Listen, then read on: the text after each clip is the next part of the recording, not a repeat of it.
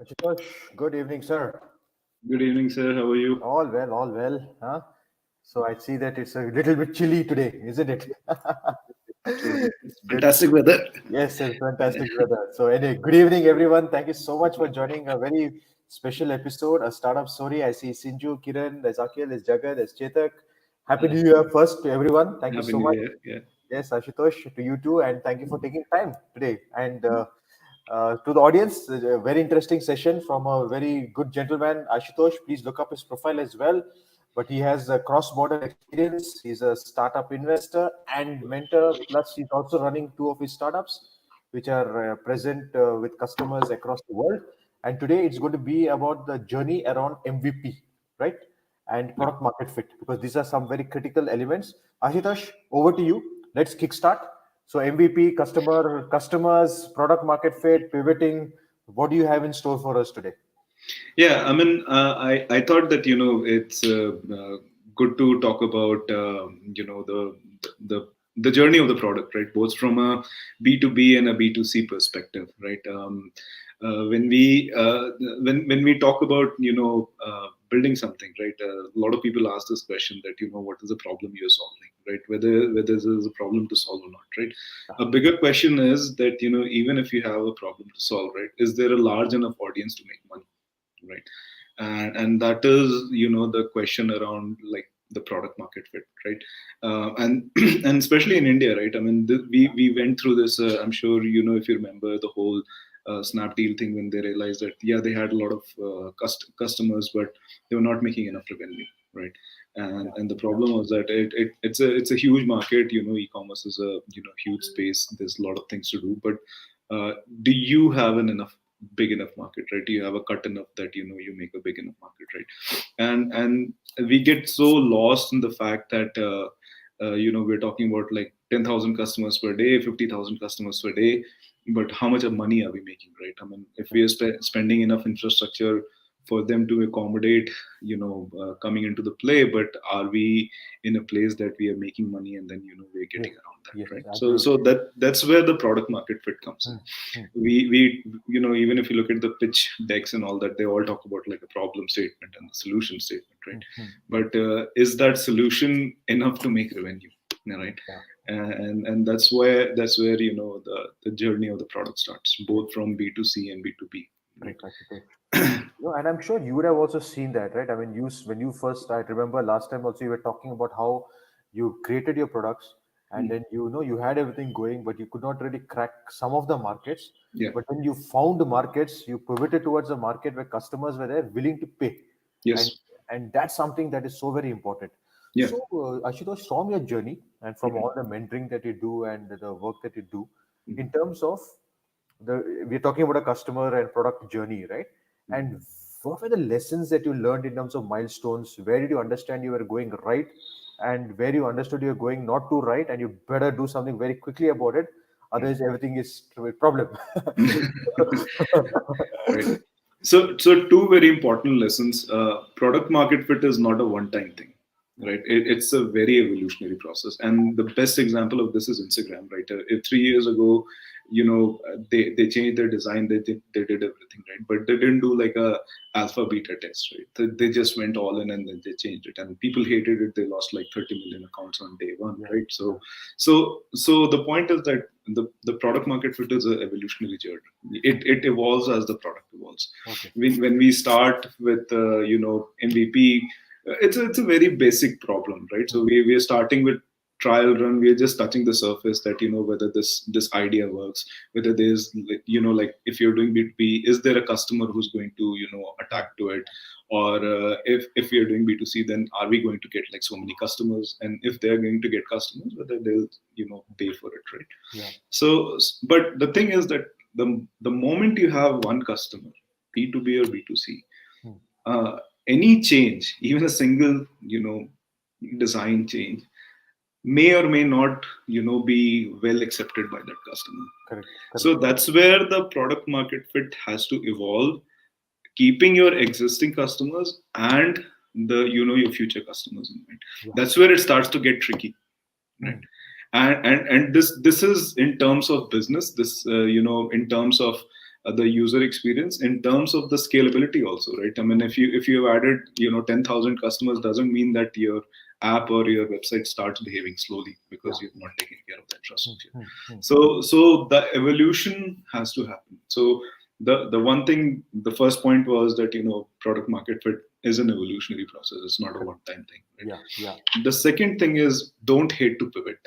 I mean, in my experience, every time we talk about pivot, people just get so attached to their product that they feel that no, I don't want to pivot, right? Hmm. But the pivot is the part of the process, right? I mean, like I said, when we were talking last time, we wanted to build something for our financial product, and then when we tried the Indian market, everyone wanted something else, and we immediately thought, okay, let's do this pivot, but it didn't work, right?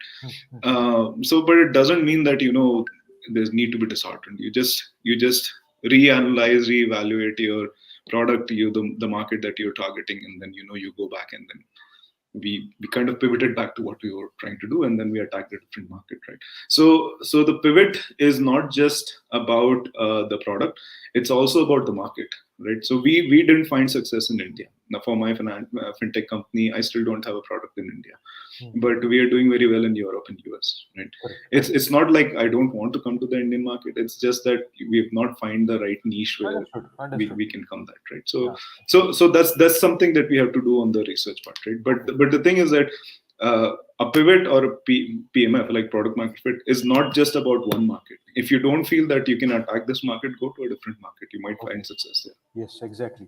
So, and as you said, it's a journey. It's not a one-time Yes. thing, because you may get your product out and you've done your everything that you do, but Mhm. within 3 months, technology changes, customer requirements changes, Yes. government policy changes. Anything Mhm. can happen. Yes. And we have seen. I remember, Ashutosh, the first iPhone which came in 2010, Mhm. right, or 2009, 2010, whenever 7, it yeah. came. Yeah, Mhm. seven. Yeah, it came in Yeah. seven, and then Yeah. it launched in India a year later, Mhm. and it was so different, wasn't it? I mean, but Yeah. it didn't do so many things that Yeah. say that in during those times what a Nokia or a BlackBerry could do and do Correct. very well. It Mhm. didn't do any of that stuff, but Correct. the look and feel was so beautiful. But it changed, right? It changed so Mhm. fast, Mhm. and they just started capturing more and more of the market. I Yeah. remember the first phones that came out of, say, Samsung, very clunky, not so Mhm. great, and Mhm. now they're number one, number two. So, Mhm. and then and so many. I mean, we have so many examples in front of us. Yes. So, and how do you do research work? Mhm. I think from the time before you launch, the journey is there. But Yeah. after you launch or you get your first MVP out, how do you make sure that the right research work, which is critical and which can be embedded into your next iterations, what is Mhm. that journey or the process in that? So we attack it in two different ways. One is we reach out to similar customers, and just to feeler out that this is what we have been doing. This is where we have this MVP product which is working, right? So it could be, so for instance, if it's in B2C, you're making some app, you go with like a certain demographic, right? Maybe you target the Bangalore market, maybe you target the school market in Bangalore, right? So then how do you go about, and then you put a feeler around other markets as well. So then you see the response. That's one side of it. The second side of it is the money making side, right? So you got your customers, right? Whether it's again B2B or B2C, they did a paid pilot. Let's say it's a B2B company, right? So they do a pilot program, they do a paid pilot, right? But then it comes to installing and then using the product, right? Yeah. Are they ready to pay that money? Are they ready to get into the fact that it'll be a SaaS model or a maintenance based model? So you have to figure that out, right? And be very flexible around everything that is there, right? You can't be stuck with the fact that you have a SaaS based company. A lot of times SaaS might not work, right? So and and then the most important thing is, uh, whenever we, whether B2C or B2B, right? So whenever we uh, try to attract a new customer, what is in store for them? The question always is, what do I do to get your attention, right? And that's the the story of it, right? It could happen in multiple ways. Let's say your app is very popular, let's say it's Instagram type, right? So the person in front of you would want to test it out. But in most cases, right, so especially at MVP, you have to give something so attractive that the person in front of you talks about it. So there, understanding the demographics is very important. Understanding your audience is very important. And I mean, we say very vaguely that audience, right? But you can really break down the audience. Let's say let's take an example. I'm here in Koramangala, right? So if I have to target something, let's say for schools, I'm making an education tech app, right? So I'll look at all the schools around the area. I'll find the schools which are like low hanging fruits, and then go and talk to them and stuff like that, right? So you can really break it down to the smallest piece, and that smallest piece is where your research starts. The smallest piece is where you get to find out how much people will pay, whatever their feedback is based on your app, and how you target the slightly bigger market. Let's say you've tackled all the schools in Bangalore area, then how do you go about other tier 2 city or tier 1 cities, or how do you go about the Karnataka area? So that's the research that you have to. So it has to be very broken down into smallest possible part, and then you go about around it. Correct. Interesting. So then let's now talk about a real-time example. Okay. Mhm. Maybe you can give something from your background as well, some of your products, right? So imagine you did your research work, you got the first product out, you even got your first customer. Mhm. Okay. And then there was a very critical need for you to make the changes, Mhm. because if you didn't do it, the customer would have said like, okay, I don't want this anymore, I'm going to delay the payment, but and or unless you do this, I will not continue using your product. Mhm. Okay, so did you preempt it? Were you prepared for it? Were your team doing constantly in touch with engaging with the clients or the users? What is the way that you did it? If you can just Okay. give a real time example. Yeah. Sure. So I'll take an example of my IoT company, because we were working so close with Indian Defense and ISRO and all. So when we wanted to go a little more commercial, so when we wanted to engage with Bangalore Airport for that matter, right? It was an easy audience to get. We were able to get there and talk about it, right?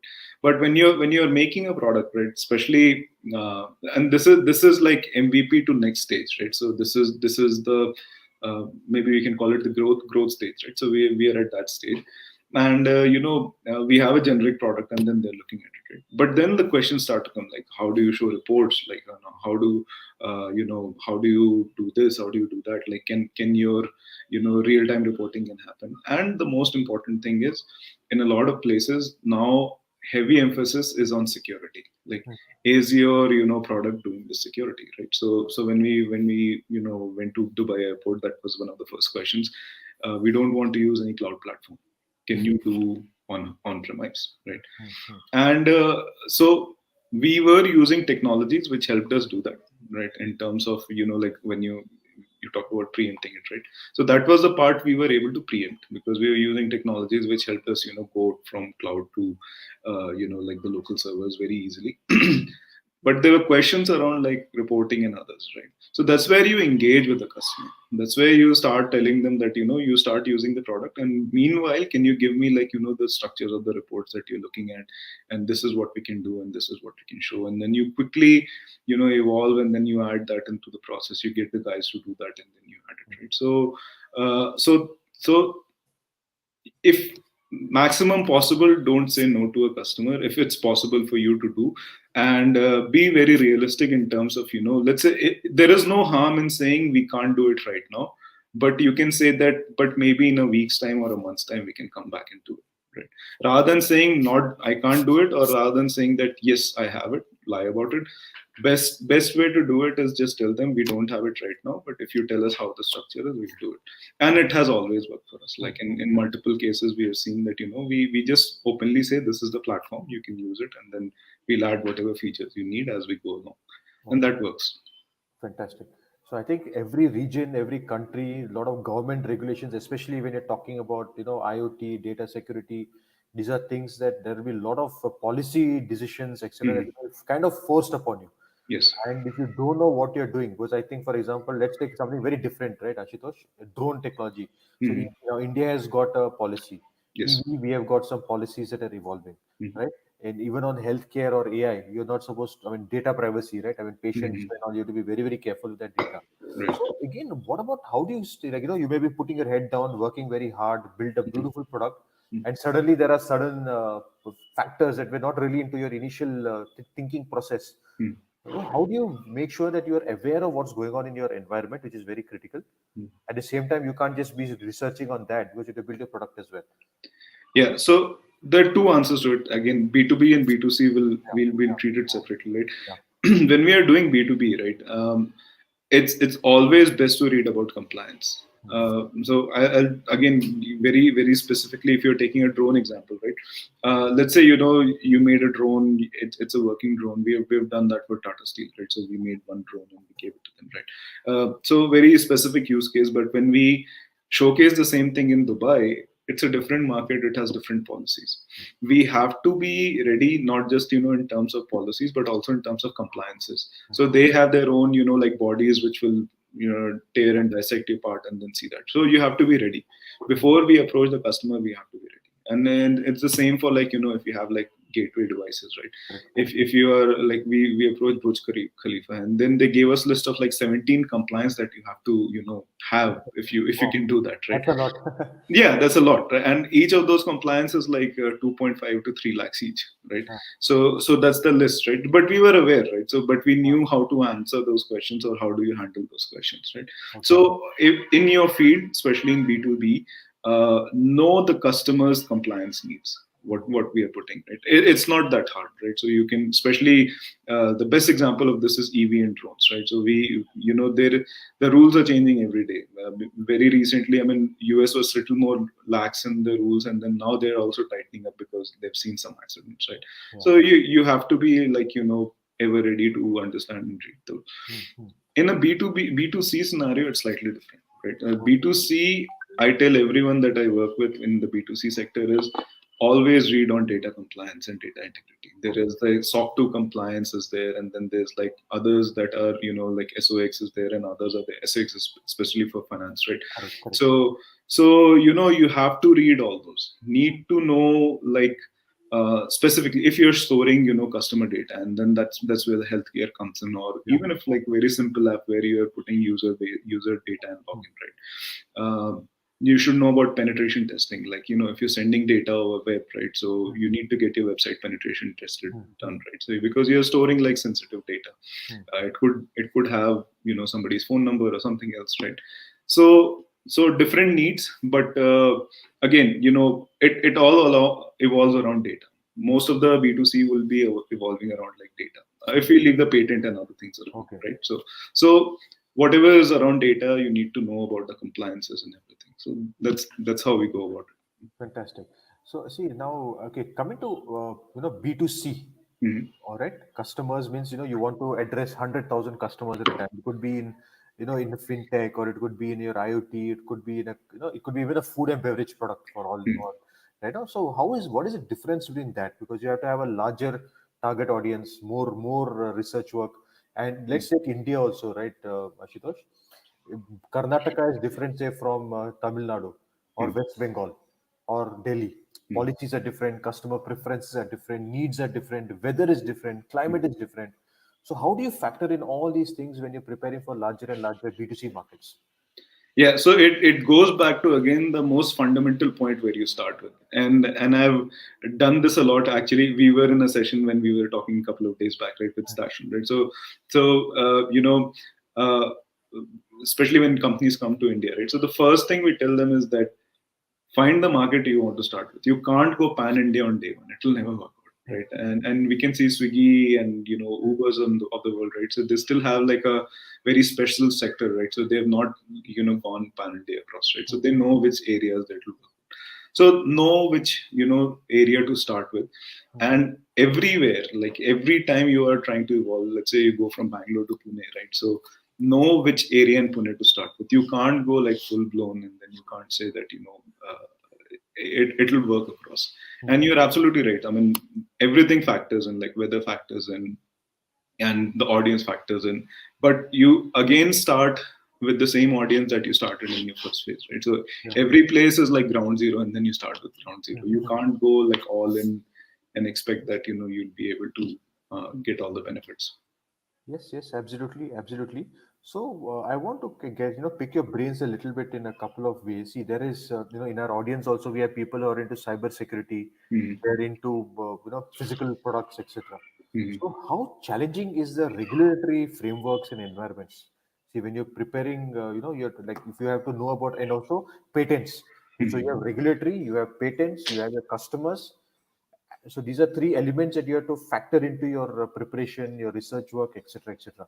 So Mhm. how did you go about it, or how do you advise founders to go about it? Regulatory is very important. Whether we do B2B or B2C, you need to know about regulatory, especially if you're in the field of cyber Okay. security, and then Okay. because um, a lot of times what you'll do is you're trying to find out like whether the data is compromised, right? So for that you'll be going to dark web and all that, right? Hmm. So Hmm. hitting those market means hitting yourself as well. I mean, it's a simple fact, right? So if you're trying to, go into the dark web and then find something out, somebody's trying to hack your account. I mean, that's a known fact, right? Okay. So you're bringing a risk to your own organization and your own company, right? So how do you, circumvent that, and how do you do that? So if we are like a cybersecurity or any other, field, startup in for that matter, right? Knowing about the compliance is very important. Knowing about the regulations is very important. I mean, it's no, like if you're starting a cryptocurrency company in India, that's not going to work right now. Even though the RBI has given some rules and regulations, but we have not seen them, right? And and this was the biggest example of this is the P2P sector, right? So 2015, on an average, there were about three P2P companies every week or every month, something like that, right?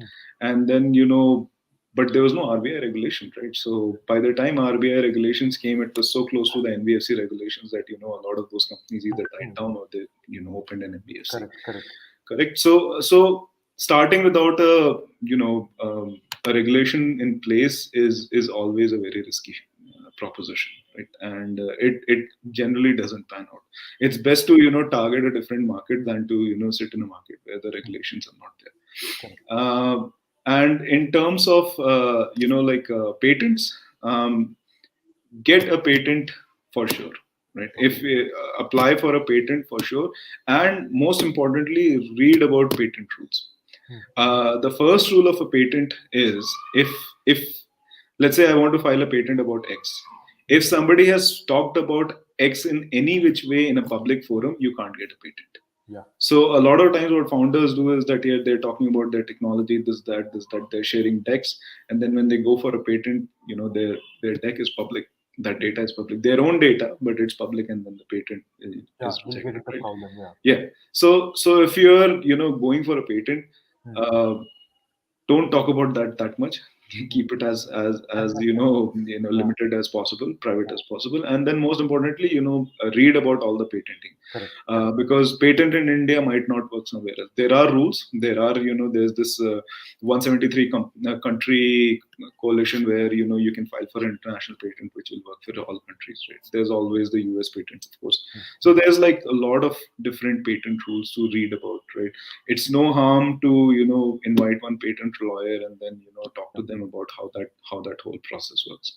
And most importantly, a lot of people talk about trademark, patent, and then copyright, right?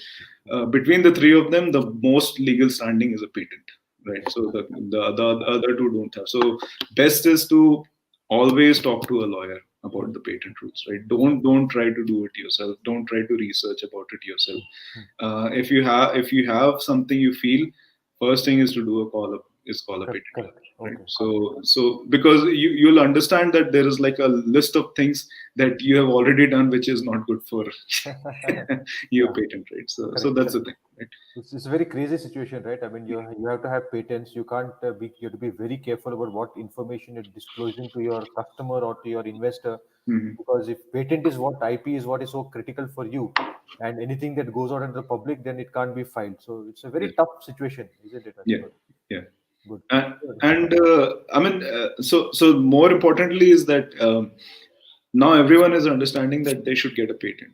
Yeah. So you'll find a lot of patents which are very similar. We have filed for 3 patents where we got into very similar patents that we found out during the patent search only, not while we were applying. And then we had to change the wording. We were different from them, so we changed the wording and all. But by nature, the first time when you give out like a objective is that you'll give out a very general objective, right? Yeah, So yeah, yeah. yeah, Correct. Correct. so be very crisp, be very clear when you're applying for a patent, Okay. right? So we've gone into trouble, Yeah, of several course, of times. course, of course. No, it's a tough learning, but you can't. There are no excuses. You have to Mm. know. Others, that's it. It's a very competitive and harsh world out there. Yes, yes. So, Ashutosh, a slight twist and a flip that I want to do. So you are Mm. also an investor and you also mentor a lot of startups, correct? Mm. Mm. And there is again we're talking about a journey. Initial product market fit, then they moved, they pivoted, they made changes, etc. So if you can give us some examples, at least Mm. two or three with bullet points, whatever, on how the product market fit got changed, or how the approach or the product or the service by itself, you changed a few things Mm. because to meet the needs of the customer or the market. Yeah, sure. So, I mean, as an investor, we have as as INQ, not as an individual, we invested in a company called Vibrathon, which is like a blockchain-based, transparency and all that, right? Yeah, So, I know the product validation, young boys from yeah, Kerala. Yeah, I know yeah, you guys. Yeah. correct, yeah. So when they started, they had this coconut farm, and then they were talking to them, and then for 6 months we kept hearing that that farm is doing this work, right? And then we said, boss, this is not working out, right? So you need to, I mean, we understand that you have a good product in hand, but and maybe try to reach out to a different audience, right? So we connected them to few people, and then there was a dairy company which we connected to. So they had a small IoT need, and then through that they were doing the transparency, right? So their model changed a little bit. So they added a little bit of IoT and then monitoring, and then from that, using AI, they started doing it, and now they have like a paying customer, Yeah. right? So that's where from as an investor, we take a closer look at the companies that we are working with, and then we realize that they have not gone beyond this one particular market, right? Or their approach to the entire market is always the same, right? Which doesn't work. For that also, I have an example, right? So UAPay did the same thing. So they were hitting the Karnataka market, and then they hit the other markets the same way, which doesn't work, right? So Bengal will work differently than Yeah. how Yeah. Karnataka will work, right? So we know we help them get a different audience that way. So that is as an investor, in the companies that we put in. As Okay. an advisor, right? We always my philosophy is to always break down both the business and technology into the smallest possible piece, right? And then see if parallelly, without putting a lot more effort, we can diversify, right? Because that helps in two ways. It helps, one, in finding out whether there is a pivot which might help more, right? And a very specific example of that is there's a company called Polygo, right? So they are making a Finagle, right, like product for NBFCs and stuff like that, right? So we understood, great market, they're doing great business in Kerala and they're making a lot of good money, right? But to enter into a different market, to enter into the banking space, the needs and the requirements change. Are different. So yeah, so we asked them to get like a penetration testing done, because every bank is going to ask that, right? We asked them, like, how the compliance issues are met, and then what are the different certifications that they've taken to ensure that data integrity and data complexity is maintained, right?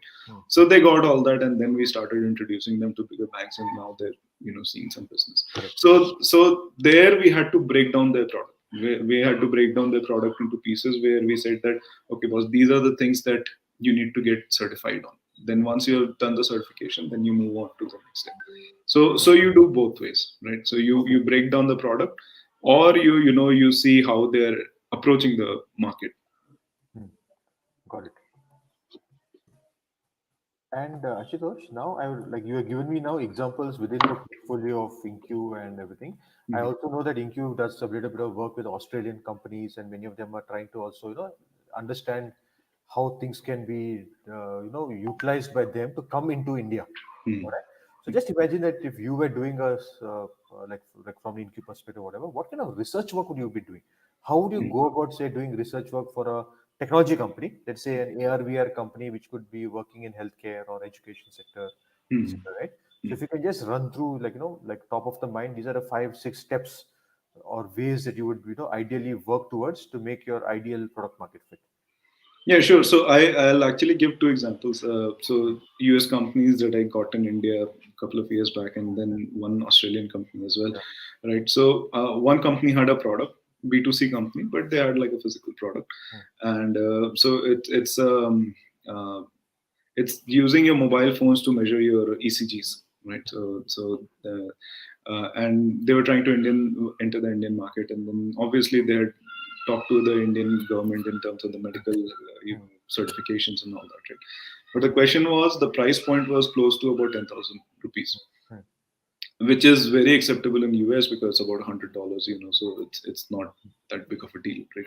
But in India, it was a challenge. If you ask somebody to buy a case which is 10,000 rupees, it's not going to work, right? So that's where we asked them to either tie up with like local partners, right? And then or tie up with like medical hospitals and stuff. Rather than going B2C route, you go B2B route, right? And we approached Apollo Hospital in Delhi, and so there they accepted it. So they ordered a batch of, I think, 100 devices, right? And which they were putting in their own phones and stuff. So there we had to think slightly differently from a money point of view, and then from the product itself, right? So you can't enter that market on a mass scale here, right? Correct. So then you change your strategy, right? And for a different company, the VR company which is here, right? So similar thing. They have a platform which is both software and hardware, and but their challenge was to find an audience in India, right? And then we kept on looking, like, what is a great audience where VR would be successful. It was a VR company, and so we thought cricket, right? It's a place where people would be ready to throw a ball to Sachin Tendulkar and see it works, right?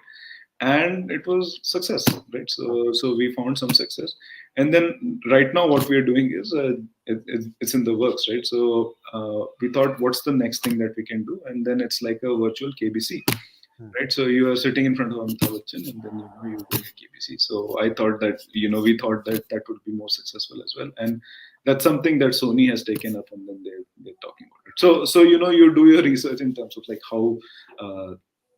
how best you can get the audience. Okay. Interesting. Very interesting. Now, Ashutosh, we covered up. I mean, what are the things that are important? We have talked about research work, MVP, product market fit. Now, what I would like to pick your brains on for the sake of the audience is, okay. So, for example, Chetak is saying pulse of the market. Okay, Jagat is saying that it will be like like you do a little bit of external and internal customer development, Yes. and 30 to 40% is the intuition of the founder of the core team or whatever it is, right? Yeah. Mm. And then, as a founder, you must be also having a lot of advisors and mentors whom you Mm. will be talking to. Mm. So, if you have to have a product market fit board or an advisory, or but you got to choose it well, because you can't have someone who's there for the sake of being there and not doesn't have really have knowledge. Mm. Okay, so if there was a sounding board, okay, and as a process, what would be the questions, or what would be the ways that you would utilize this board for a product market fit? So we covered it a little bit last time also, that the right time to approach advisors is when you actually have a product out, and then you have some customers, right? Okay. So that's one thing, right? And then in terms of like the how the advisory is set up, it has to be both. It has to be one from a business standpoint and one from a like a technology standpoint. Technology standpoint, yeah. Yeah. And because again, we as product makers are so focused on trying to do our daily work, that we forget that maybe there is certain ways where we can evolve the technology, right? So you need both hands, right? And uh, picking up a board is very important. The picking of the board should not be that, oh, this guy is doing TED talks, doing this, so might be the right candidate to Yeah, be yeah. on the board. So the questions that you were asking, right? So like about product market fit and all. So those are the questions you should ask when you're picking up a board. And there is no harm in asking that, right? A lot of people think that the audience will be the advisor might get offended or something like that. They don't, right? I mean, I personally don't, and I have not heard any Mhm. because it's about not wasting time, right? So you're not wasting my time, I'm not wasting your time, right? So when we are getting on board of a company, it's best to answer all the questions, and ask all the right questions, right? So if you are getting somebody on the board, it's best to ask them like how they would help you get additional market. That's basically the product market fit, right? So if they understand your product very well, then they'll know how to pitch it to other markets, and then how do you take it to other markets, right? So that's like the number one question that I Okay. ask, right? So, and the second thing is that let's say the other thing is that how big of a revenue jump can you get from having somebody as an advisor? Because when you have an advisor, right, so obviously there's going to be some kind of retainer, whether there's an equity, whether there's like sales cut, maybe both, or whatever it is, right? So you're going to have that, right?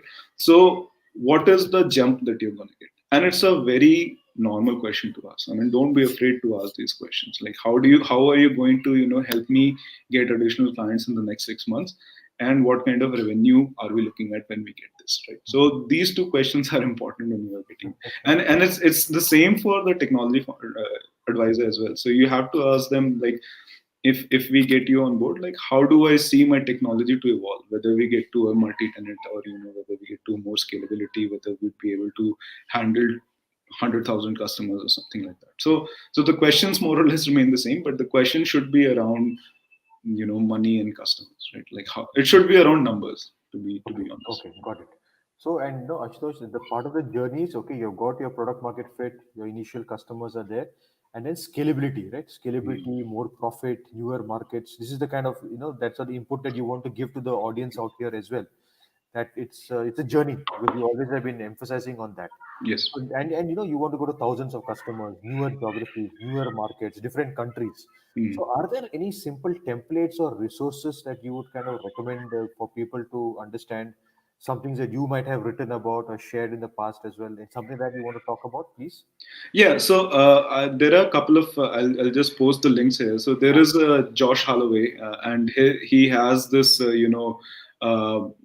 thing called the product market fit. And there's a book also, and then he talks about it also, Hmm. and it's fantastic, right? So Okay. that's something that it's a 10-minute read, and it's a very good read on how the product market fit works, right? Hmm. Hmm. And I'll just paste that Yeah, here. please, please. So everyone should read that, right? And then in terms of a template, I think Lean Startup has a template. Okay. and I'll just put that also. So it asks like a set of questions, right? Hmm. And like how do you do certain things, and then so you get around that, and then you work around that part, right? Right. And then finally there is something called how to de-risk a startup. So there's a particular metrics. Maybe I'll email it to you, and then we can put it in a group, and Sure. then Yeah, we can we'll do that. Yeah. yeah. So that's something that I use as an investor, right? So when we talk to like companies, I ask certain questions and then see whether these questions, and then you put like a weighted rating to it and see how people behave. But it might be better that people get this, and then as entrepreneurs they look at it, and then they see if whenever they're approaching an investor or an advisor whether these questions work for them. Okay, interesting. So now, Ashutosh, let me ask you this question also, right? I mean, in terms of your own experience of what you have seen, all this research work, validation, testing, mentor boards, advisory boards, everything you did, you took your product out, it was doing well initially, and then suddenly roadblock. Hmm. Okay, no fault, but it's a roadblock. Whatever happened, Hmm. how quickly and what was the things that you did over there? How do you advise a founder that in case you are stuck and you don't have all the answers, but you have to find those answers very very quickly as to what you need to be doing? Yeah. How would you go about it? And you have to change like overnight. Just imagine demonetization happened, lockdown happened, Hmm. GST happened, whatever. So many things are happening. Hmm. And God knows what's going to happen. Right? I mean, Yeah. Yeah. there's a very constantly evolving world, right? I mean, though Mm, Trump is moving out, but he may do some things. The mm, Brexit has happened. So there are mm, so many things that are happening, nothing to do with you, no control, mm, black swan event, whatever. I mm. don't want to give all that jargon, but it happens, right? Yeah. What does one do? Mm. Uh, so from a customer standpoint, right, you have to be always transparent to the customer. Hmm. If let's say you feel that it's something has happened because of which you can't provide a service or something, be very transparent in terms of that, right? And to your team as well. Let's say when COVID happened, a lot of people were not able to pay because they were not getting the money, right? So Hmm. Hmm. so you put that question open out, right? So instead of getting frustrated on people and then doing something, so you are ready for it, right? Hmm. And then the second thing is quickly research, right, on what are the different ways to come out of the situation, right? So taking your examples, right, GST, the best way to get out of that is to read about GST and see how you can get GST compliant very quickly, right? And lockdown, the best thing that we saw is that literally every company was making masks, whether they were into that industry or not, but they realized that that's the only way to make money Yeah, right yeah. now, right? And some companies are still stuck to it, right? So I mean, like 6 months back, nobody would talk about air purifiers and masks and hand sanitizers. Now everyone is making one, right? So how quickly can you evolve, right? And we did that ourselves, right? So we came to a point where we completely stagnated. The old money was not coming and businesses were not coming. So we came up with like a air sanitizer, right? Okay. And then we approached PVR actually, so Forum Mall here, Hmm. and they were happy to consider that, and then they took that in. So if you have ever come to Forum Mall, you see that thing outside, that's ours. Okay. Okay.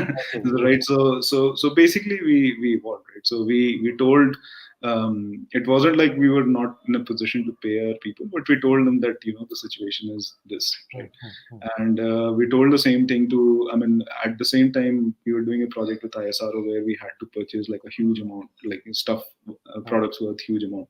So we Hmm. told them very clearly, unless there is some advance payment, we won't be able to do Hmm. that. Hmm. Hmm. So they, they graciously understood, and then they pushed the date for us. They said that, okay, fine, we understand the situation and do that. Fine. So transparency is very important, both to the customer and to the, your employees, and then you start thinking about how you can evolve, right? So Yeah. that, then you start brainstorming that based on the situation what we can do.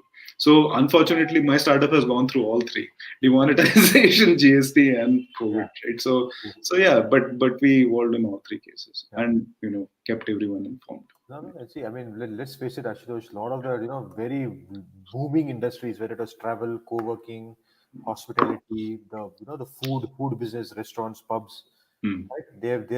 They're really having a tough time, and it might continue for some more time, the way Yeah. things are going, Yeah. right? Mm. And of course, those who are in online and those who are doing, cyber security or fintech or edtech have a much better chance to scale up if they get the mm, product right. Okay. mm, mm. And there's also a comment that has come in from Chetak, being transparent with the stakeholders will also help. So how would you define stakeholders in this product market fit or customer journey then? So for me, everyone is a stakeholder. I Okay. treat my employees also as stakeholders, All right. Interesting. advisors as well, and then Okay. this, right? So I mean, I can actually get some people on here and then speak about it, and then so we have always kept it like 360 degrees, right? Okay. So obviously, I mean, it's a small organization; it's only 40 people, right? So, but it grows. We'll see how it goes, right? But open door policy, right? Anyone can come and talk about anything. Hmm. Open education policy. Yeah. Every Friday we do the session where we exchange ideas. It's not Fantastic. just about Fantastic. technology; it's about sales. It's about everything, right? So the salesperson team will come and they'll say how they approach the customers, what they did, Hmm. right? And then technology will say what issues they solved this week. So open education policy, open door Hmm. Hmm. policy, right? Hmm. Hmm. But we have not believed that our employees should hide from anything. I don't think Okay. we are in a stage where uh, we can hide anything from them. So they know what is going on, right? So it's best to keep them transparently informed, right? And that helps people to stick, right? One of the things that maybe we'll talk in future discussion is that people don't stick here. They run away very quickly, right? So yeah, right. But Yeah. we've seen that if you're transparent, they stick around. They want to work for someone who can who treats them like Yeah. how they are. And then likewise we do the same thing for our advisors, whoever we have. And Hmm. we don't have investors, but when I advise a company or we invest in a company, I tell them the same thing, that Hmm. don't hide anything. Because uh, if they do, let's say as an investor, I have somebody has hidden something from me. In a future round, my contribution and my contribution getting them some more money would be always challenging, Hmm. because there was something that I didn't know, Correct. right? So transparency is the key. Yeah, transparency, beautiful, beautifully said. And I like this thing what you said about the open education. Mm, Just a few days back when we did this League of Extraordinary Startups, a very nice, input that came in from Rahul. He's the founder for CloudSec.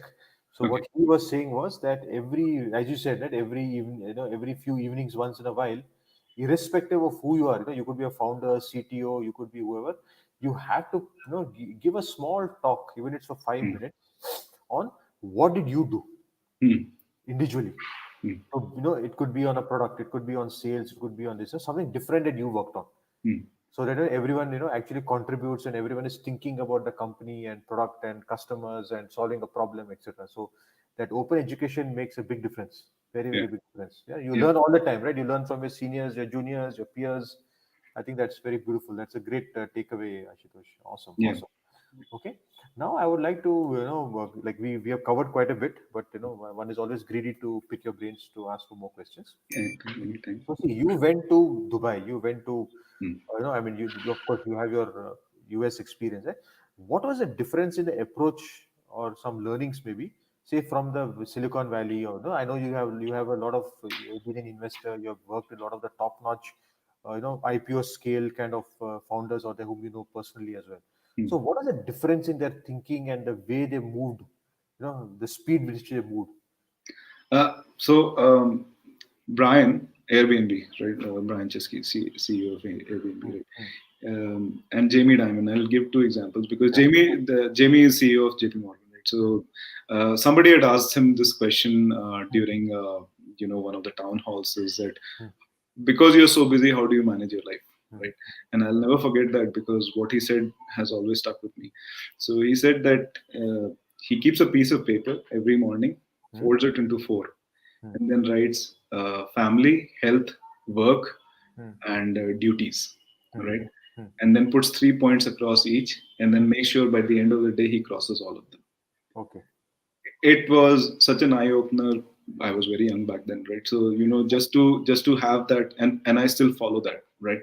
And when I met Brian for the first time, when not for the first time, after a couple of years when Airbnb had actually taken up, right? So he has something similar, not paper folded into four, but he has a notepad, right? Ah, He keeps like a what do you call it, that paperclip notepad, ah, and ah. then he puts like five things, right? Hmm, And two of them are how to grow his business, and 3 of them are how to talk about employees, right? Okay. Okay. And then he'd do that every day, right? He'll make sure that he crosses all of them every day, right? Interesting. And and I love that approach, right? So we don't do that here very often, right? Uh, And we, I mean, there's nothing to blame here, right? So I mean, we come from a very different background, right? uh, The usual approach was, at least in my time, right, when we were growing up, is that either you go into business or you go into service, right? So you don't get into starting your own company, right? uh, So the whole evolution of how do you handle employees and all doesn't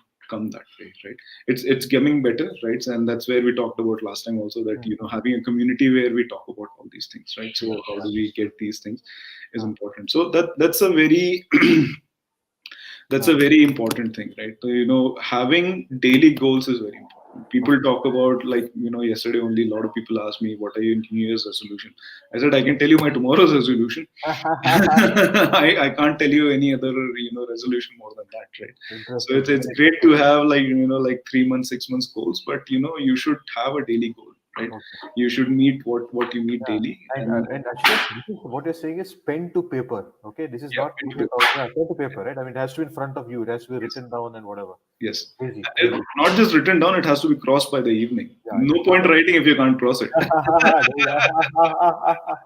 The to-do list, to-do list, right? Amazing, amazing. Yeah, yeah. Anyway, nice one. Hey, so we have got Jagat here online as well. Thanks, Jagat, for joining in. Right, take Okay. it. So, Jagat was talking about the internal, external customer, the gut instincts, etc., Mm. etc. And Jagat, you also heard some of the things that we were talking about today. So let's, Ashutosh, picking your brain for, say, MVP. Of course, Jagat is beyond MVP, but he has to keep changing. He has to make a lot of iterations or whatever features, everything, because it's a very tough competitive market. So, what do you think, guys, that you want to talk about today? Jagat, if you had to pick some brains out of Ashutosh in terms of product market fit and scaling up, etc., what did you ask him? I think, firstly, that recent point was great, right? About the analog life. We have paper and pen, and I think something amazing about that, right? In fact, I call it. I mean, I I have a kind pen. of similar, yeah, similar kind of concept. There's a guy called Zen Habits, Leo Babauta, who I follow, and he had this thing, right? So it's called Big Rocks of the Week, and then you have like MITs of the day, right? So you have, like, in a week on Sunday, you kind of look at 2 or 3 or 4 big rocks that you want to kind of complete in the week, and then you have 3 MITs in a day, most important tasks. Like you put it up. It's like and he calls it Zen to done, right? It's like GTD, but it's ZTD, right? Really cool. And really nice to see how such successful guys like Brian Chensky use a similar kind of model, right? So not everything happens on Trello and Todoist, right? So I think that's Yeah, the big lesson. exactly. And that act of just writing, I think it really triggers a lot of subconscious stuff that happens. And Yeah. it's something that I want to learn, right? Yeah, specifically, I think, yeah, we should connect, of course, with Ashutosh. I will, definitely pick his brain one-to-one on a lot of my product stuff. But, I think, yeah, overall, I've heard a lot of what you've said, and I think extremely valid, right? So it's again now, like a science and an art, I think, right? Product market fit. And it really depends on the kind of product also. Like when the when the problem is very clear, it becomes probably easier for product market fit, right? If you're building an innovative kind of company, but you don't know where the product problem really lies, I think that's where. Right? But happy to ask you, I mean, Ashutosh, just looking at Vidphone, I know you've used just the webinars, probably not the conferencing and other stuff, but your take, I mean, your views. Suppose how do we kind of create a blue ocean, for example, right? Let's not worry about all the competition. Yeah, your thoughts. So I'd love to. I mean, if I have to give a thought on in terms of like how you can scale up, I would say that get a partnership with a few of the schools. I'm sure you've tried, right? So it's not like I'm just throwing something out. So, but like get a partnership with like few of the schools, right? And then because this is something that's going to go on, right? Or let's say a lot of companies have tried different things. At least when I interact with clients, I get WebEx requests, I get Teams requests, right? So nobody wants to use Google Meet, right? For some reason, I don't know why, but they all have like these like WebEx or Teams. So maybe approach a few smaller customers and then get into that company, because at least what I know is that when it comes to IT, most of them are working from home till June, right? So you have a huge window where you can explore, some customers and then get that. So maybe that helps, and then that's where you are.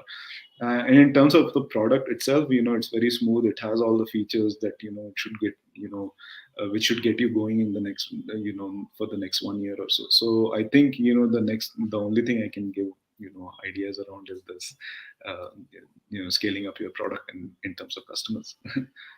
Thanks. Yeah, that's what we are on. So that's right now the focus. But of course, what's very important, like especially, we learned this kind of the hard way, right? Twice. Mhm. First with our video chat app in 2016, 17. When we launched that out, then you see Google Duo come with the same application, exactly the same. And then you have WhatsApp, which come. And then the same thing happened with B2B video conferencing, right? So you have browser-based. We built this out a couple of years ago. We had Meet and Teams come and build the same stuff. So now it's become important to me, and the way we think about stuff, Akhil, me, and when we're talking, it took about a year and a half before Meet really kind of stabilized, right? And that window was reasonable, but we said no. As a startup, especially when they are entrenched, right? When they're already G Suite and Microsoft, we need a 2-3 year window. Yeah. But the challenge there is when you build like that, you also have to have acceptance today, right? You need to sell today. You cannot sell a product that's like 2 years ahead. So that's really tough. I think that line is, I think, always critical. Yeah. Right? I think Andy said this. Great, really awesome. And that serendipity plays a big role in finding a product market fit, right? Yeah. But the process of finding serendipity is always consistent. So I love that line, right? So I think any product that we talk about, any market that we talk about, if we are able to find what triggers that market, I think we can solve that problem. So and timing. Serendipity is very similar to kind of creating your own luck, right? Yes. Like the harder you work, the luckier you get. You notice those patterns, and I think timing, like something like a demo or a pandemic like this, is just pure act of God, right? I mean, nobody can ever. Absolutely. Okay, no comment on that, but listen, there's a question that has come out, guys. This Sinju has asked this question: like, does a startup die if they're not a problem solver? So in my mind, I don't think a startup ever dies, right? And it's a very philosophical take, but you can always pivot, right? Unless you're saying that you alone cannot handle it. You can always pivot. You can always go back and start from scratch, and then go on day one. And I'll tell you an example of one person who did this. There was this company called LoanMeet, which is a P2P company in 2015, and then Sunil was the founder, and he, I came in as a co-founder, right? But the situation of P2P, the way it became, right? So he obviously, got out of it, and then he killed the startup. And I said, don't kill it, yeah. I mean, you keep it because you've had some customers, you've had some things done, right? So it kind of went stagnant for almost 6 months. Nothing happened, no new customers. They were just making sure that old customers were taken care of, right? But 6 months later, one investor approached him. He said that if we do an NBFC, would you be able to do it? Because he kind of was able to get that zero default thing done, right? So none of his paying customers were defaulting.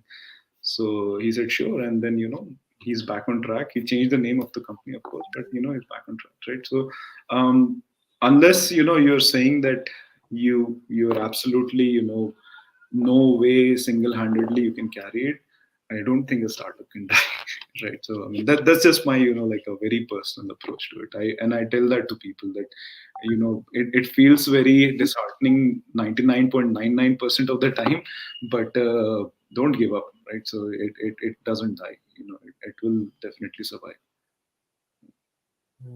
Interesting. Yeah, I mean, that's just like very personal approach of mine. Of course, of course.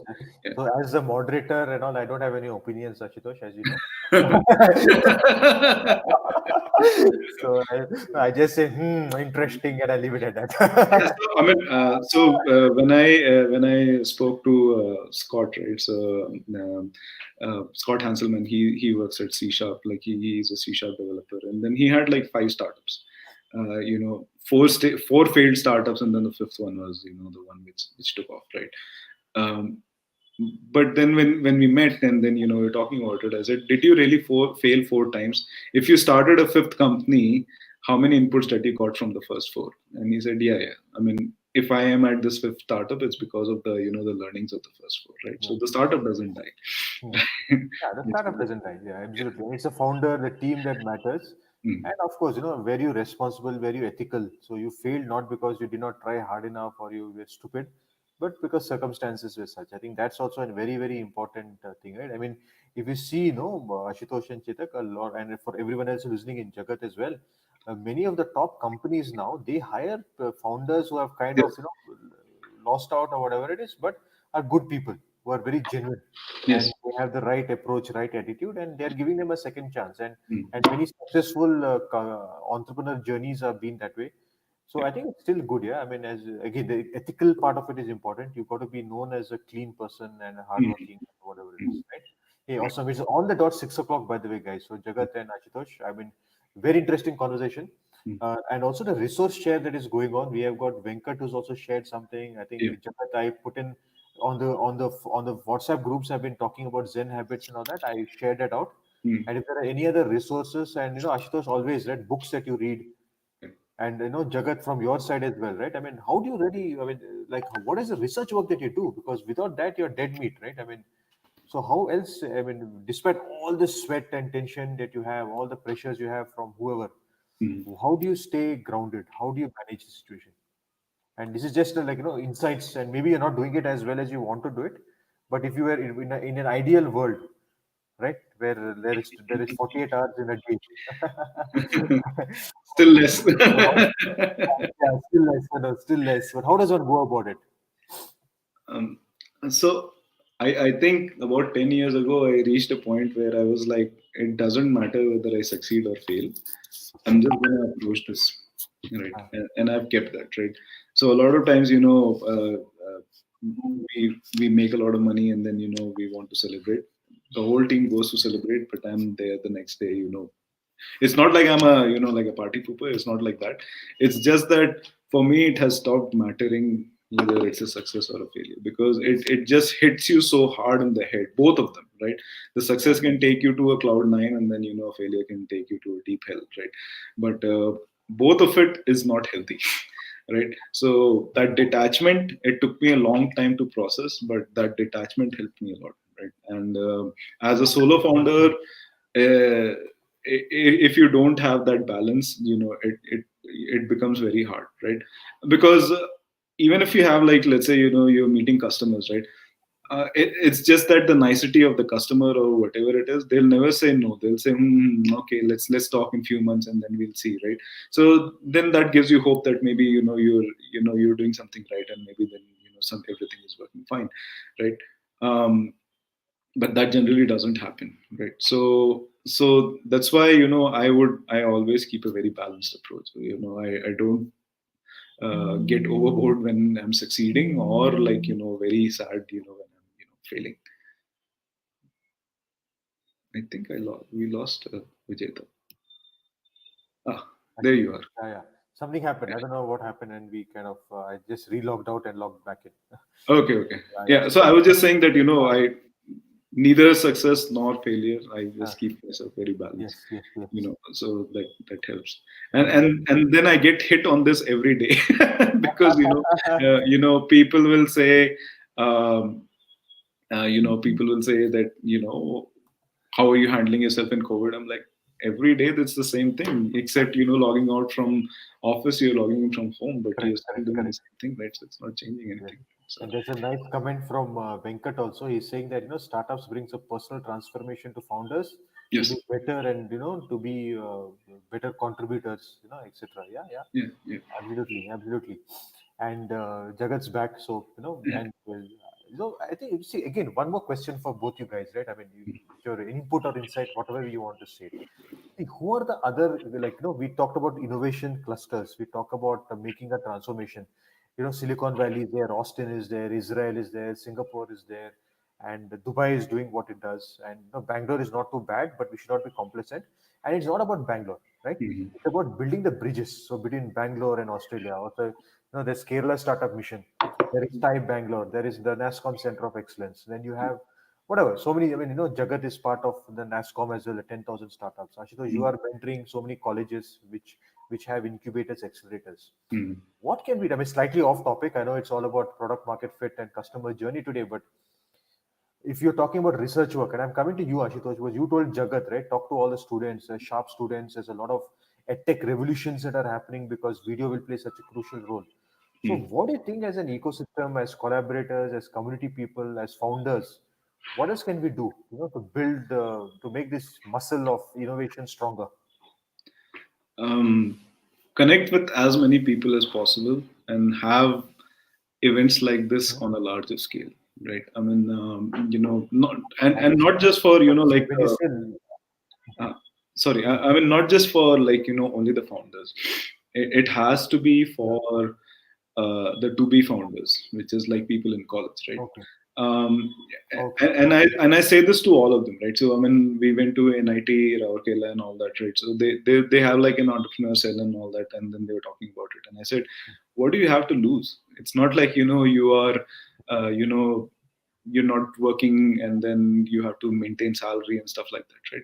I said you have two benefits, right? You are a student, and right now somebody is taking care of you, so you can venture it out, right? Before you actually go out. Second, you have this whole I mean pool of people you can experiment on with your product, right?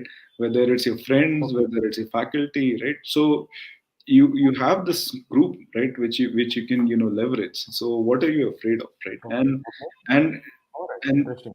yeah, so getting that audience to like maybe we can talk to with phone with NIT Rourkela and then get this thing done, right? So where we are talking to them and then getting this, right? So at a Yeah, at a yeah, yeah. Makes sense. college level, if we do this, where there's like a lot of people who are asking this question, so that's where it becomes better, right? I don't think we are in any way different, from Silicon Valley, right?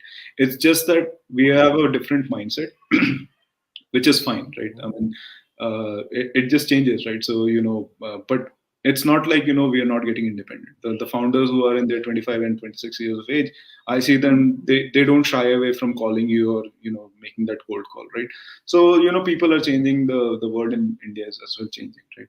So, but the question is that why are we starting at 25, 26? Why are we not talking about people who are in their 16 and 17 and then they're Okay, okay. ready to Yeah, do yeah, it, yeah. right? Understood, So, understood. so Yeah. that those are the ones who are going to shape it, right? So those are the ones who are we come from experience, right? So there's like in India at least there's like three generations of founders, right? So one is the 30, 40s and above, right? So who had some corporate experience, went into say, founding, Interesting, so very interesting. yeah, so we come with a good mindset of how corporates work. So we follow that, HR, legal, we follow all that, and Hmm, hmm, hmm. right? So that's one set of founders. The others are people in their 20s who thought that it's cool to start a company. They're getting money and then they're starting, right?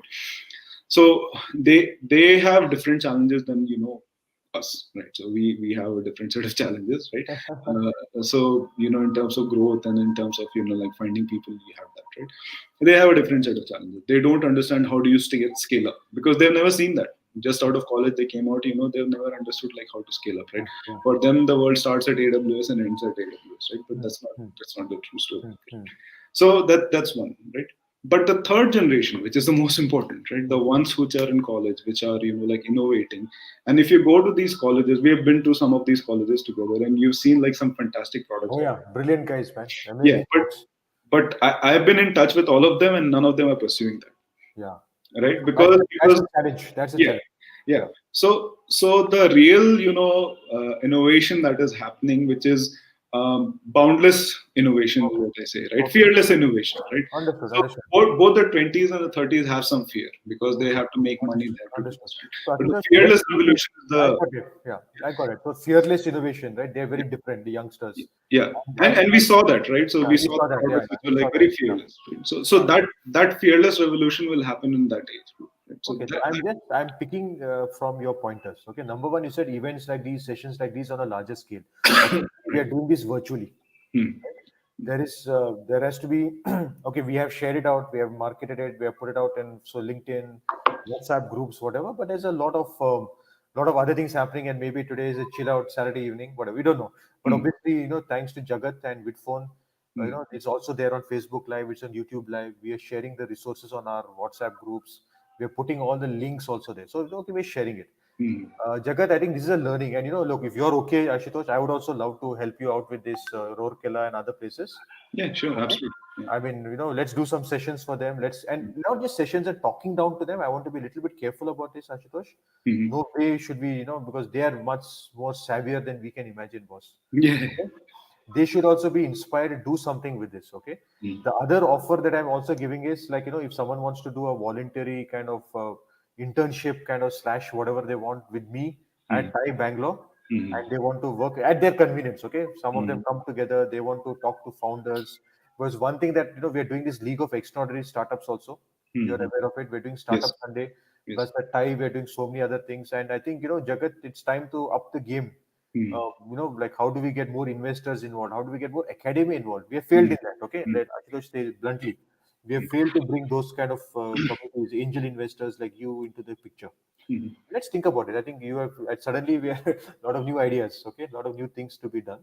Yeah, and actually, I can introduce you to some founders who are like, I wouldn't say that they're in the league of extraordinary, but they're doing fantastic work, right? Uh, So the again, moment the moment they're registered a company and they're starting up, they're extraordinary, boss. absolutely, and absolutely, and one more gap, okay, Ashutosh and Jagat, you also, I'm telling you that not enough spotlight on women entrepreneurs. yes, Okay, that's another challenge. Number one. Number two, like okay, we do have people from Nagpur. We have interviewed people from Bhopal. We interviewed people from the Kerala and all that stuff. But mm. there is a lot of innovation, Ashutosh. You yourself said it from Odisha. I don't think Jagat. Do we have we interviewed anyone? One of the 50, 60 people are not from Odisha. I can't remember, and I don't think so. We should- Yeah, we have not done anyone And from Odisha. Odisha, I think, is also a close knit. It's like I think Kerala, where if you get I, one of them, you get the crowd. I'll get you one. I'll get you one guy who gentleman. He's very interesting. So they're making the no meat burger. Oh, nice, Yeah, nice one, yeah. nice one. So you met them. They were in that hackathon. They were Yeah, doing I something. remember. Yeah. I remember. Yes, yes, yes. No, So actually, very nice people there. Okay, like yes, on food and beverage, they've got some things. On yes, IoT, they've got some nice things. Yeah, we let's actually you guide us. Yeah, yeah, we are okay sure, to we are okay to do this. sure. And then Yeah, so Ashutosh, absolutely. Yeah. Even and I so would like to reach out to you and say that this is all our platform. Uh-huh. Together, I can just do. We just do what we do. Yeah. Vijay has been yeah, so yeah, gracious yeah, helping yeah, us. yeah. Hmm. No I think problem. No Ashutosh, problem. and I think we need your leadership as Yeah, well. yeah, yeah. And Ashutosh, one more thing that we can do, right? Even if it's not really the most cutting edge product, doesn't matter. Maybe two, three of them whom you feel Hmm. want to just do a product demo. Hmm. Okay, and Jagat, we can kind of facilitate through Vidphone, Hmm. 5 minute product demo, couple of answers, questions, whatever, something that we can do also, no problem. Let's figure that out. And and also Ashutosh, one more thing that in the coming sessions, the changes in customer behavior, because Lagan also, who's a good friend of mine from Nagpur into B2B marketplace, Hmm. the customer behavior and asks are changing so much. I think Jagat, Hmm. you also know, right? Thanks to the whatever, right? Like edtech or telemedicine or whichever way, customer behavior is changing so rapidly. Hmm. So we better pay attention to that as well. How do we, know the trend before it's too late? Yes. So what do you think we should be doing next, Ashutosh? We have done two sessions so far. Uh-huh. What do you think is important, right? On the fly. What do you want to do? So Jagat and I, we were discussing a little bit, right? So we thought that we can talk about like the sales cycle, Sales because cycle. once Okay, you okay. once Yeah, you yeah. talked about the product market, right? The next Okay. is the sales. Whether you're doing it yourself, whether you hired someone. Okay. So we can talk about the sales Okay, cycle. done. Done deal. But then, Ashutosh, can we do role plays? Can we, get some kick-ass templates, right? Yes, yes, yes. Something like that, I mean, let's see. I mean, we'll all talk about it. Mm-hmm. Want to make it as interesting because see, it's a responsibility.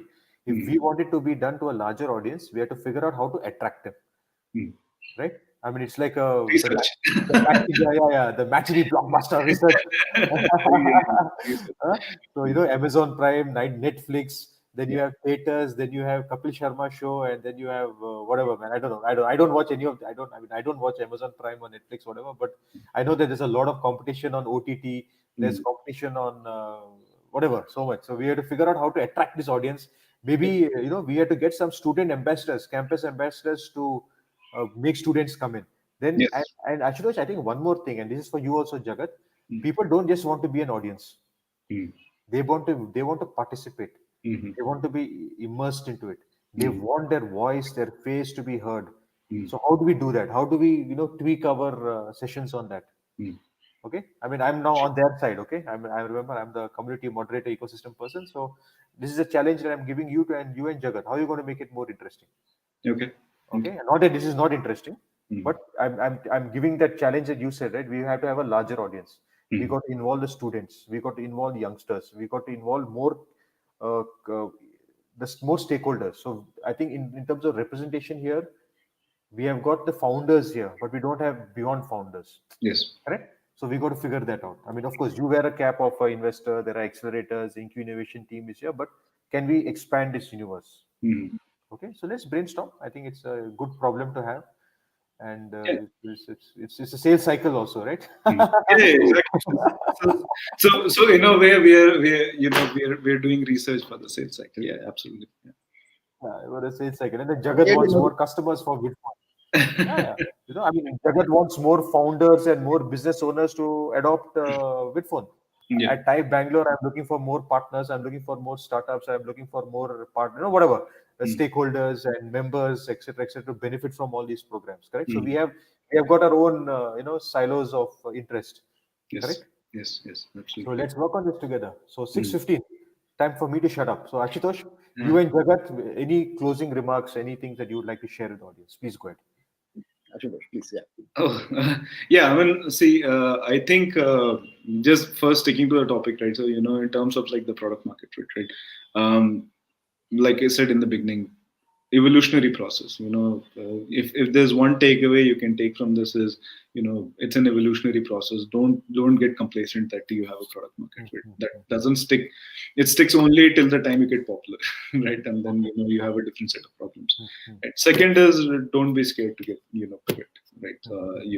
People I don't know why they don't want to pivot. Right? Pivoting is always good. At the very least, it's giving you more business opportunities.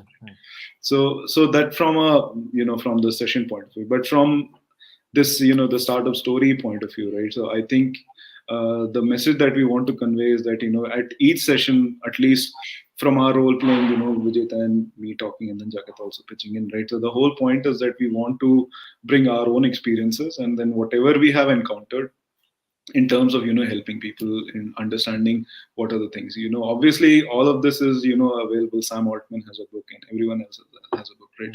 But this is through our Indian experience going through like different places in Bangalore, Odisha and other places, right? So however this helps, whoever it helps, that's what we want to do. That's our goal. Like no strings attached, right?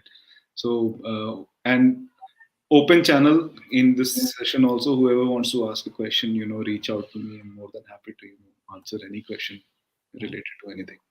Correct. Awesome. And I think Jagat, the recordings and everything is going to be made available, and let's push it out to a larger audience, and let's send it to the students also, Ashutosh. Maybe Yeah. that's the only way they'll come in, man. Otherwise, they will not bother about us. Okay. Yeah, I'll message you. There's that guy Kunal. Maybe we can have him in one of our sessions, and then We can add him. Yeah, let's add him to the founders feed also. No. Let's add more founders to these. The INQ and founders feed WhatsApp channel. Yeah, So that they should also know what else we are doing, etc., etc. Okay. And I'm also taking and putting as many resources as you guys talk. I research work, boom, boom, boom. I put, I just switch. Well, I won't understand much of it, but still, I have to give it to the audience, right? So we'll do that. Jagat, from your point of view, right? I mean, challenges to you. You have been doing this. We have been doing this together, but we want to involve larger community. We want to, stand on the shoulders of people like Ashutosh, the student community. INQ is there, TIE is there, and you want to get more and more people involved in what you're trying to do. What do you think you want to say about that? No, I think firstly, thanks to Ashutosh, second episode today, and as we had a discussion, and the reason for keeping it startup story is really to kind of see it as the story of a startup. and how somebody who's also a viewer can at some level also experience what a founder goes through, right? It's a lot better if you actually do it, but at least to give something as an alternative or a starting point, right? So, honestly, Vijeta, I mean, even when we started LXS or Startup Sunday or Startup Story, with this specific, these initiatives, because I'm somebody, yes, we do look at customers and users, but I like to decouple knowledge and like sales, right? Somehow, I feel like if I keep the two related, I probably do different things, right? I start doing ads for this, and I start working on converting the pages and stuff like that. So maybe that'll not be the spirit of knowledge. So I would decouple them. I would say yes, our subscriptions and sales is one direction. This is purely knowledge centric, right? I'm somebody who believes in pure knowledge. I think the moment you mix motives, the knowledge becomes dilute, right? We start saying things to appease an audience, to bring people. So yeah, we would like to have more audience, but I think more important to have a smaller audience that can act on something we do, right? I think that kind of works better, to be very honest. But yes, we should look at taking this out to a lot more numbers. Yeah, So to a lot more this people. week Yeah, do and I some. think it's a good call out from you, Ashutosh, because you're absolutely right. Like all this effort that all of us are putting in the technology, the platform, we owe it to a larger audience and community, and maybe we have to think differently. And very honest, I didn't. I mean, okay. I mean, it's strange, right? I go to so many of these colleges almost every week. I'm mentoring some or some jury am or some whatever tricky NIT this that. But I do let them know, but I don't push them too hard because I say, oh, students, they have to work, they have to study, they have to do assignment. And I tell them that, hey, guys, listen, yeah, first do your assignment and studies properly. Don't afterwards curse me or, get your parents and placement officers chasing me down saying that you heard this bugger giving some story about startups. I said, I didn't do that. No, but I call them fearless founders. I think that's the right word for them. Yeah, Right? So yeah. And they they're amazing. Okay. yeah. Vijay, I think even yesterday, I think even Rahul Sasi, he was a seventh sem dropout. Yeah. Yes. And Yes. even I dropped out of NIT in seventh sem. Oh, okay. Yeah. Okay. And that was in 2007-8. Uh-huh. So that was even before the startup. For me, it was like do something, like startup. The word was like do Right. something. Correct. Yeah, and I mean, Jagat, Rahul now runs 100 team company, by the way.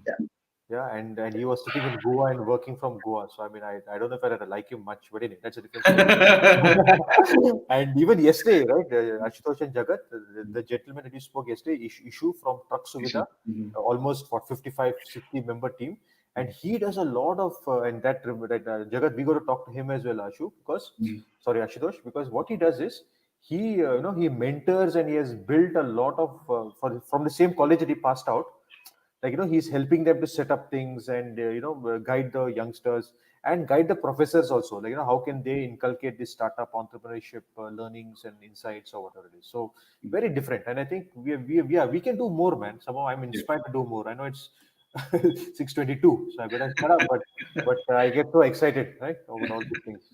And then we have Lagan, who's from Nagpur. As I said, he's one of my very close buddy. We knew each other when we were very deeply immersed in the corporate world. He was in ICICI Bank. I was in Metro Cash and Carry, the retail world. We became very, very close friends. And then, when he started his, new ventures, he had actually made me come to Nagpur and spend a couple of days with him and his team. And he's doing crazy amount of business right now, man. Sorry, Jagat, I keep thinking of sales and business and outreach, and that's No, nothing to be sorry about. yeah, I'm wired. I'm wired that way. Big problem. And so you're right, Ashutosh. I'm totally agreeing with you. We have not tapped the very critical ecosystem and community of students. You're right. Yeah, bottom line.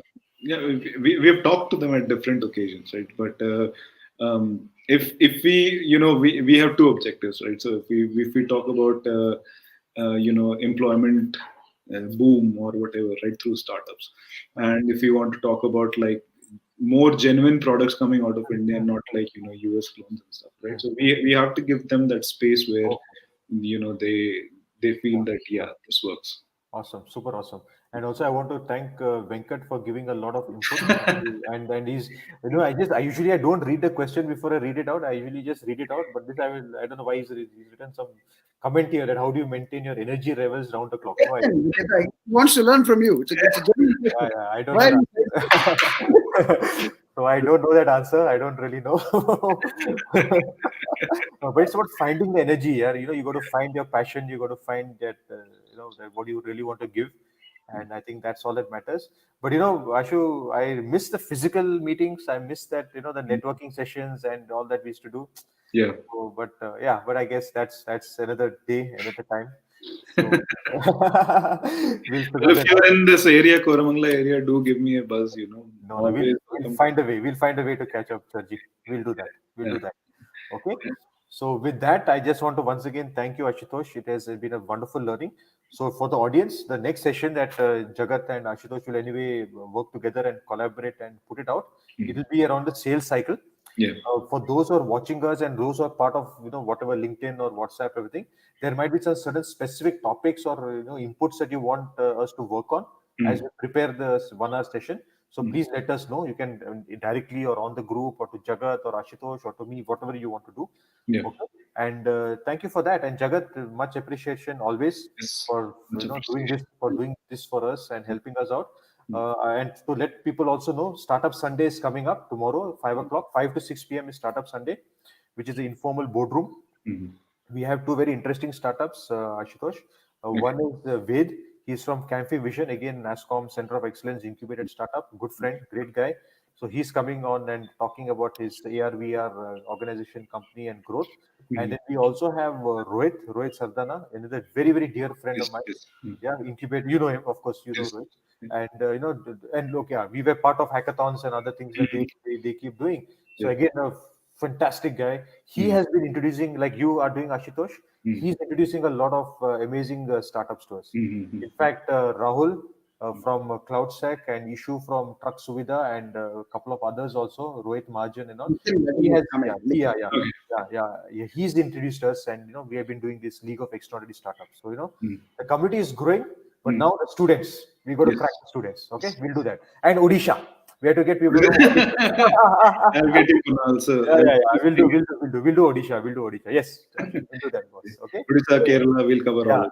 Kerala. From Kerala Startup Mission and all that. We should get more of those guys. Wonderful people, man. So humble, so hardworking, Yes. doing amazing work, and it'll be brilliant. Thank you, guys. Thank you so much. Now. All right. Thank you, guys. Okay. Thank you. Bye bye. Yeah. Cheers. Take care. Namaste. Namaste. Sure. Bye. See you guys tomorrow, 5 o'clock. Yes, for sure. Yeah. Thanks, Ashiv. Yeah. Take care. Thanks, Jagat. Bye bye. Thanks. Bye.